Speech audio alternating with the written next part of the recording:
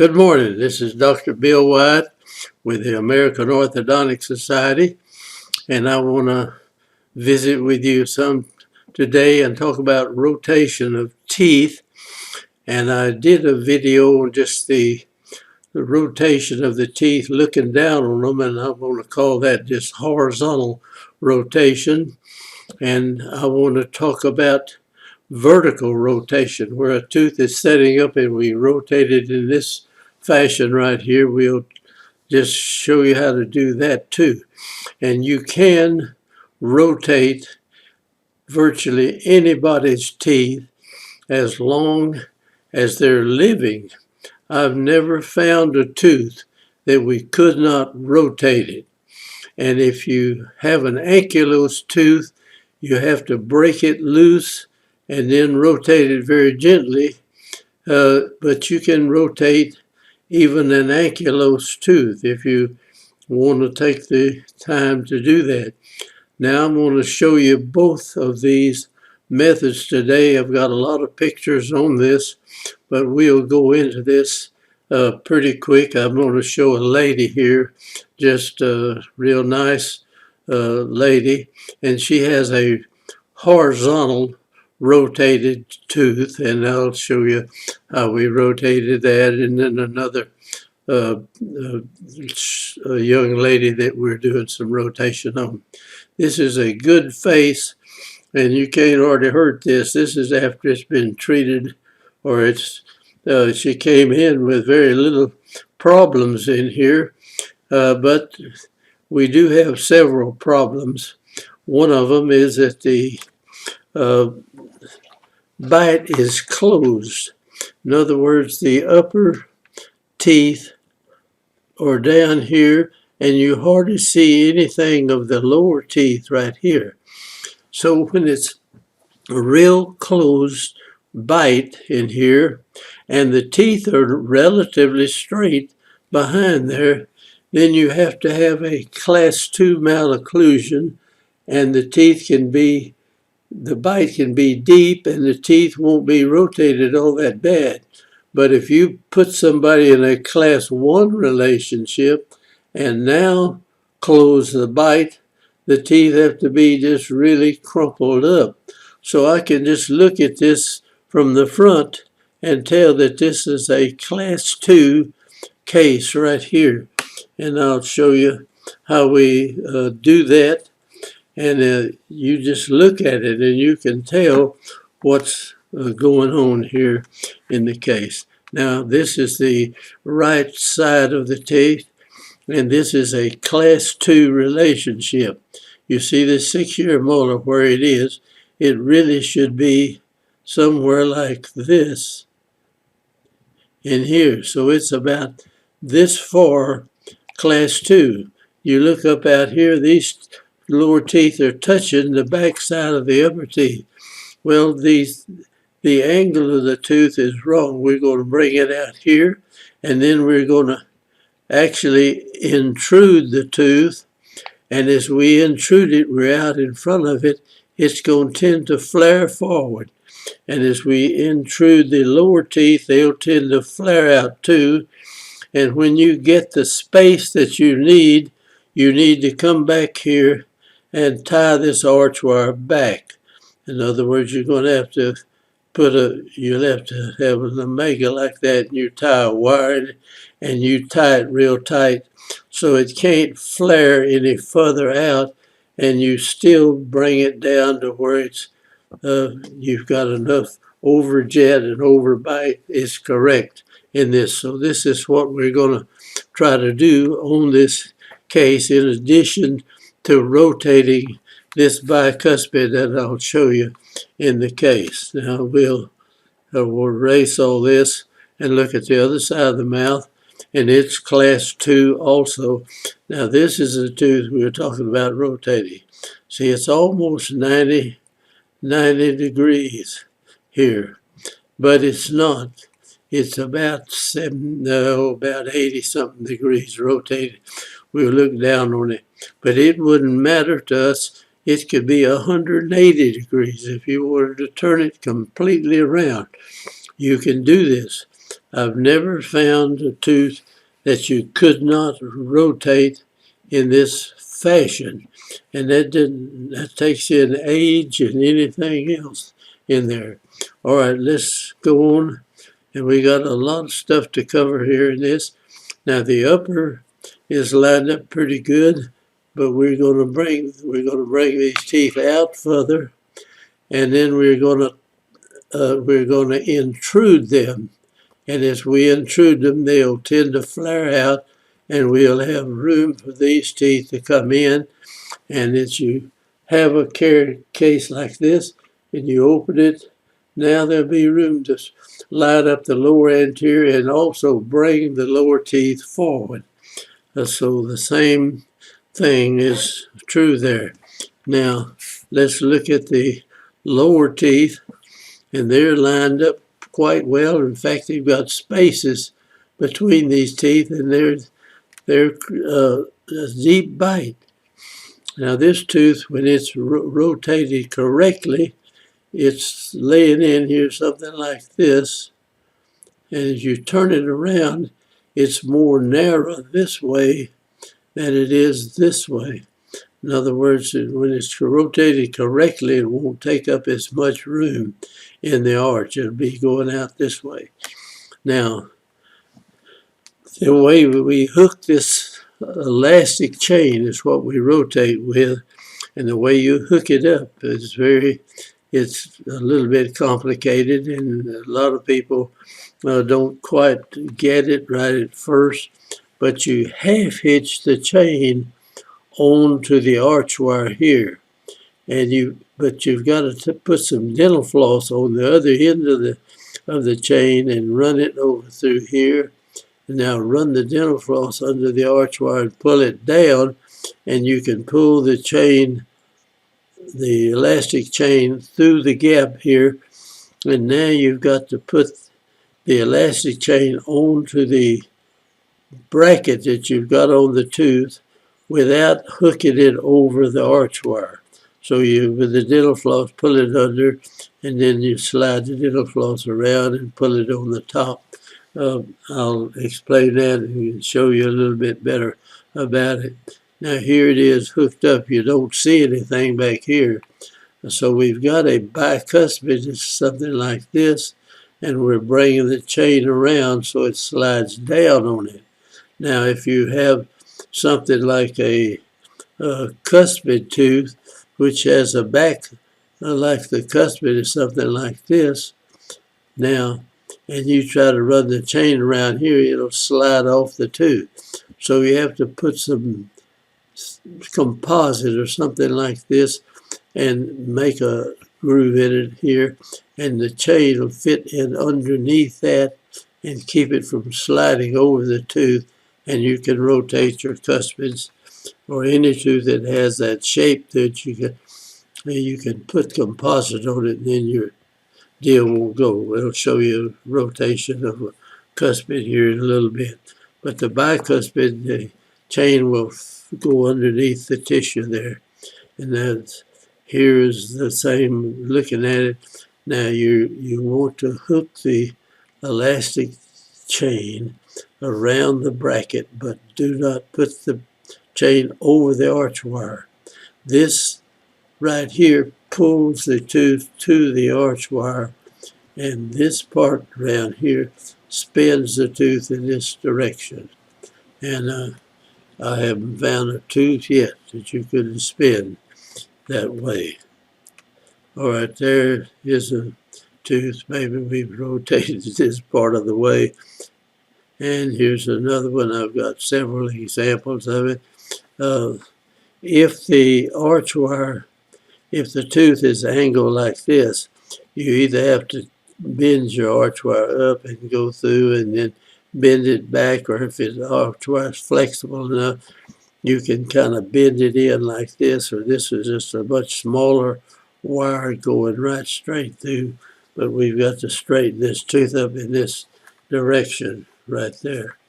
All right, here is the person after we think we finished doing all this and lined it up, and it was class 2, and we brought use of elastics.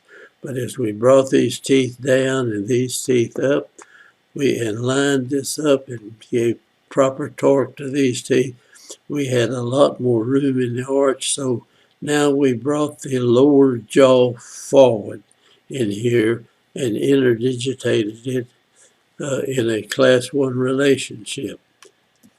Now, a lot of these temporomandibular joint cases, we come in, the lower jaw is trapped back here, and the condyle, which is setting up in here, is in the fossa, is mashing the retrodiscal tissue and pressing on this highly vascular material and making it really sore and bothering it. And we have to advance the mandible so that it stays off of this tissue. And this could have had some TMJ problem because we brought the mandible forward to interdigitate it at this rate.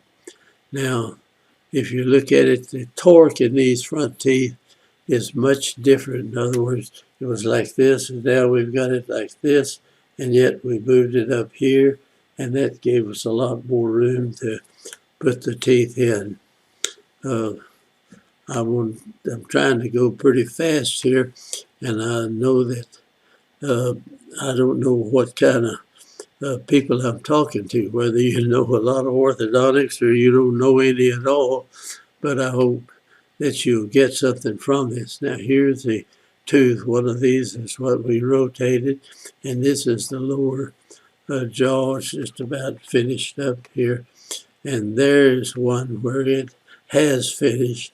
You see, we hooked this here, brought it around here, and hooked it. Now this part here spun this tooth in this direction, and this piece here brought the tooth up to the arch wire.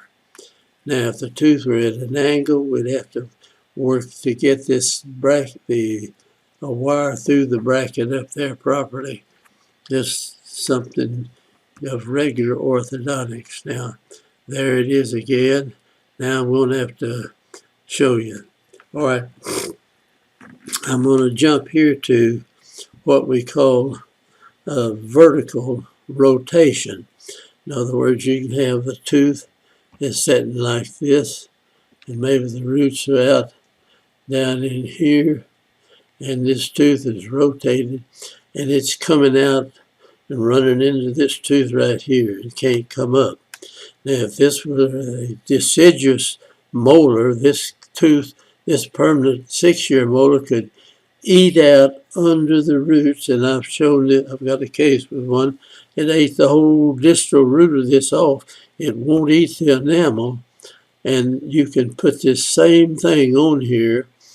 This is a wire, simple wire, just coming out here with a circle in it, and you can put 2 circles if you want to, and about like that. And you can't put much activation because you can't try it in here. You may even have to go up.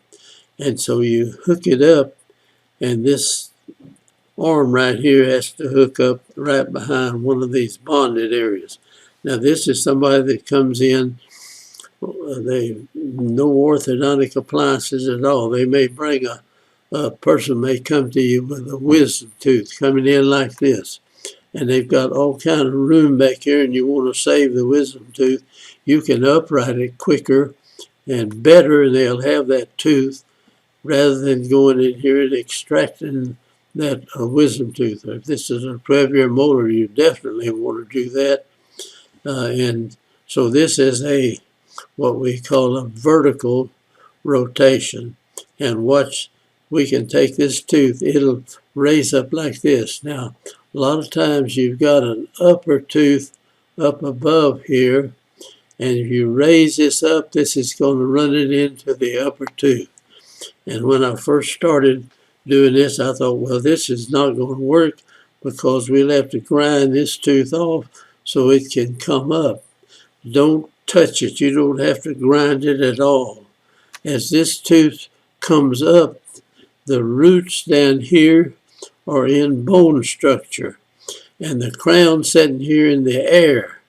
So when you raise this tooth up, you put this force on it, and this force was coming. We raised this up, tighten this spring. It wasn't tight enough, so we put a optical plier, a double optical plier on there with a circle like that, and you crimp this, and you can put 90 degrees in if you wanted to. So you need to use a rectangular wire doing this, or it'll roll on you. Now, so we just activated it a little bit more, and this tooth is going to tend to come up, and as it does, it'll move backwards. And then the tooth will be setting up in here somewhere with a gap between it, and it'll just push up on this, and the two teeth will hammer this out, and the occlusal plane will be the same when you get through. So do not try to grind that tooth off if you want it to come through like that. Now I don't show that tooth coming out. Let me see, I'm going to show this like you make your spring on a wire. You come out and make the spring, and then the wire runs out here. You slip it in here, pull it up, and mark where you're going to put this little hook. And you just take it and bend it in like that. But you have to hook it right behind one of the bonds. Now, if this was a bracket, or if this case were in braces, I mean, you'd have brackets and then a tube and all this kind of stuff here. But you can upright a tooth, and you don't have to have any kind of orthodontic appliances except one little tube right here. So anybody working on teeth ought to know how to do this. You don't have to be an orthodontist to do it. You get some kind of little tube there that slides in. Well, if you can't get to it, it's got to be on the side. I've had teeth that I put the deal something like that to start with. The tooth is buried, and then I got it up part way, then I came back and put it further down on there and went up. And as this tooth comes up, it's going to move backwards, and then you can keep the activation and pull it forward if you want it to be forward. So I hope that you learn how to upright teeth.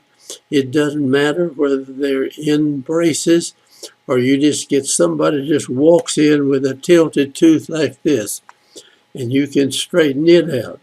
Or if somebody comes in with a tilted tooth and wants a bridge in here, don't put the bridge on this tilted tooth. Straighten the blooming thing up, and now come in and bridge it in a tooth that's sitting in there properly. Every dentist ought to know how to do this. It is ridiculous that it's not taught in the dental schools. And so I hope you get this down. I try to get it where everybody can understand what it's doing. You don't even have to be a dentist to see what you can do with it. All right, now back to the rotation. I'm going to show you how to do this elastic chain on this horizontal rotation. You just need a chain with about 4 little loops in it, and this is a piece of dental floss stuck in there going way out. And now we're going to take this chain, and we're going to, here it is, this piece of elastic chain, and there's your dental floss in the chain, and you've got a hold of it. So we take that chain, and we're going to hook it onto the arch wire. I don't think I'll show it right here. Okay, here it is. Now you run the dental floss.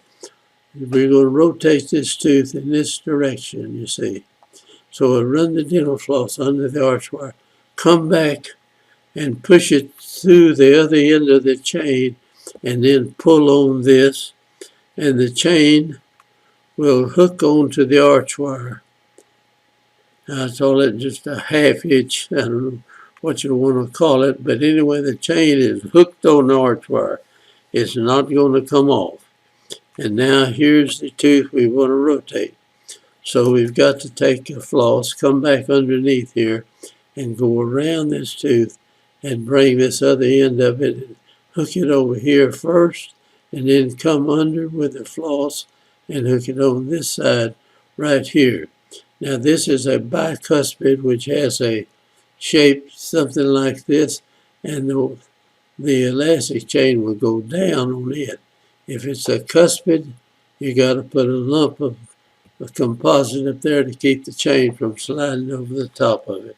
I'll show one after a while.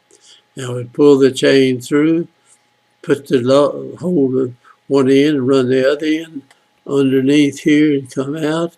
And now turn this loose, pull this, and this will pull underneath there, and we're under the bulb of the tooth, you see. So we're down here. So you've got to keep this down where it'll slide under there further. That's why we pull it under the arch wire, you see. Now with the elastic chain, we'll pull it around and hook it to the bottom of this bracket right here. Now, there it is.